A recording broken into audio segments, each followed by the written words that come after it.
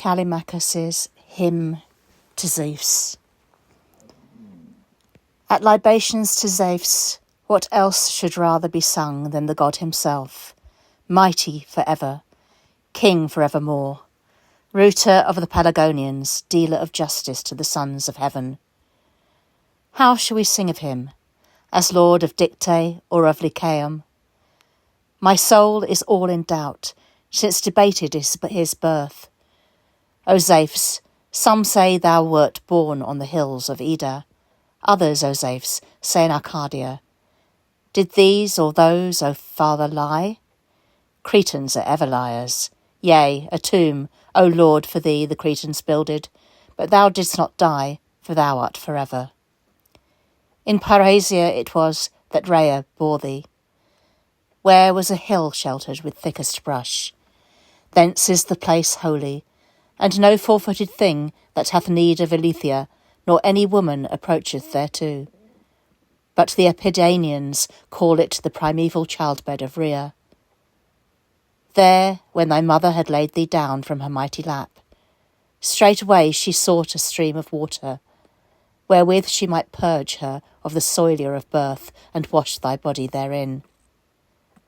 But mighty Ladon flowed not yet, nor Erymanthus, clearest of rivers, waterless was all Arcadia. Yet was it anon to be called well-watered. For all that time when Rhea loosed her girdle, full many a hollow oak did water Laon bear aloft, and many a wain did Melas carry, and many a serpent above Carneon, wet though it be now, cast its lair, and a man would fare on foot over Crathis and many pebbled Metope, athirst, while that abundant water lay beneath his feet. And holden in distress, the Lady Rhea said, Dear earth, give birth thou also. Thy birth pangs are light. So spake the goddess, and lifting her great arm aloft, she smote the mountain with her staff, and it was greatly rent in twain for her, and poured forth a mighty flood. Therein, O Lord, she cleansed the body, and swaddled thee, and gave thee to Nida to carry within the Cretan covert, that thou mightst be reared secretly. Nida, eldest of the nymphs, who then were about her bed, earliest birth after Styx and Philyra, and no idle favour did the goddess repay her, but named that stream Nida, which I ween in great flood by the very city of the Chalconians, which is called Lepreon, mingles its stream with Nereus, and its primeval water do the son of the bear, Lycaon's daughter, drink. When the nymph carrying thee, O father Zeus, towards Knossos, was leaving Thenai, for Thenai was as nigh to Knossos even then, O God, thy navel fell away. Hence that plain the Cadonians call the plain of the navel. But thee, O Zeus, the companions of the Kyribantes, took to their arms, even the Dictaean Melie, and Adrastea, laid thee to rest in a cradle of gold, and thou didst suck the rich teat of the she-goat Amalthea, and thereto eat the sweet honeycomb. For suddenly on the hills of Ida, which men call Panacra, appeared the works of the Panacrian bee, and lustily round thee danced the Curetes, a war dance, beating their armour, that Cronus might hear with his ears the din of the shield, but not thine infant noise. Fairly didst thou wax, O heavenly Zeus, and fairly wert thou nurtured, and swiftly thou didst grow to manhood, and speedily came the down upon thy cheek.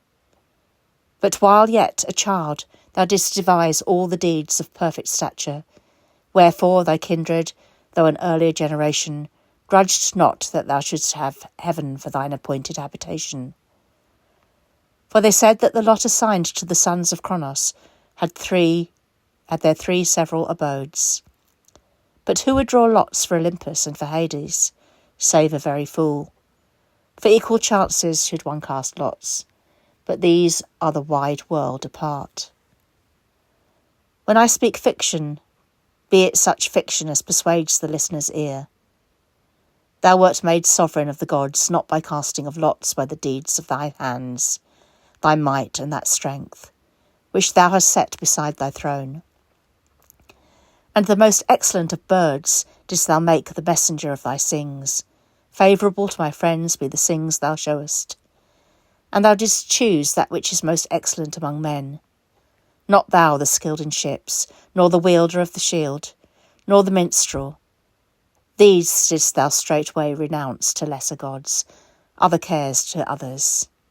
But thou didst choose the rulers of cities themselves, beneath whose hand is the lord of the soil, the skilled in spearmanship, the oarsman, yea, all things that are, what is there that is not under the ruler's sway. Thus Smith, we say, belonged to Hephaestus, to Ares, warriors, to Artemis of the tunic, huntsman, to Phoebus, they that know well the strains of the lyre. But from Zeus come kings, for nothing is diviner than the kings of Zeus. Wherefore thou didst choose them for thine own lot, and gavest them cities to guard, and thou didst seat thyself in the high places of the cities, watching who rule their people with crooked judgments, and who rule otherwise. And thou hast bestowed upon them wealth and prosperity abundantly, unto all but not in equal measure. One may well judge by our ruler, for he hath clean outstripped all others. At evening he accomplisheth what whereon he thinketh in the morning. Yea, at evening the greatest things, but the less as soon as he thinketh of them. But the others accomplish some things in a year, and some things not in one. Of others, again, thou thyself dost utterly frustrate the accomplishing, and thwartest their desire. Hail, greatly hail, most high Son of Kronos, giver of good things, giver of safety. Thy works who could sing? There hath not been, there shall not be, who shall sing the works of Zeus. Hail, Father, hail again, and grant us goodness and prosperity. Without goodness wealth cannot bless men, nor goodness without prosperity. Give us goodness and weal.